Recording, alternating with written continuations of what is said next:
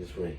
So, if we can have some faith that I can come up with a book that teaches them how to do what we just said, I do think then in that chapter should be, I don't know if there's a better word for it, I've heard anchor finger, but the idea that, you know, like that Polish guy who does the ring finger or using the following thumb, or even in certain situations, you can really use any finger. Lucas. Yeah, that's the guy.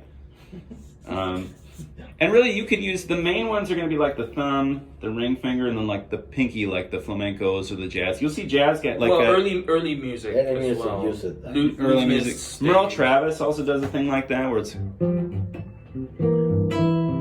But that doesn't come from I don't know, how do I say this?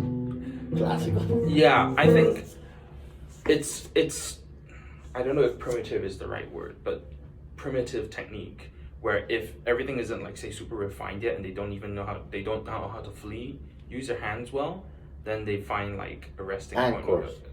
That usually indicates some deficiency. Yeah. In technique. Usually that indicates when they put it on the top of the guitar. Now, in the case of the Lutherans, they did that because they were doing the thumb under, which it brings the hand out of balance, and they use the pinky. If you're an experienced player though, then there might really be like really unusual, like special circumstances where actually you can use that. But that's because you know that other fingers that you might normally use as anchors on the string can't apply. Then it's like, okay. That would be your last. Yeah.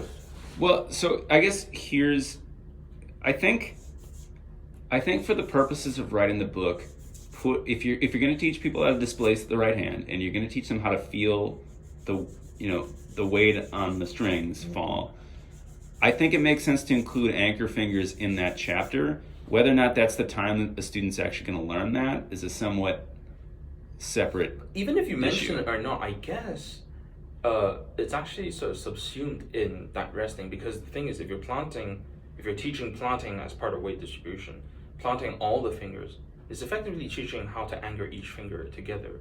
And slowly, usually what happens is, if you don't have finger independence yet, you will plant everything.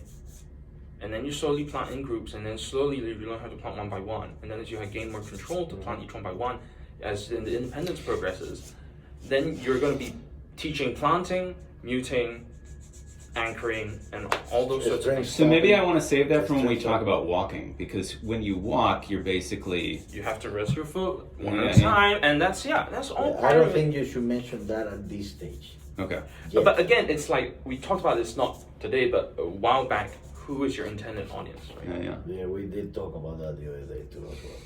I think... I agree with you guys, and I think where I place that will change over time. Yeah. I don't know if right now it's in the worst.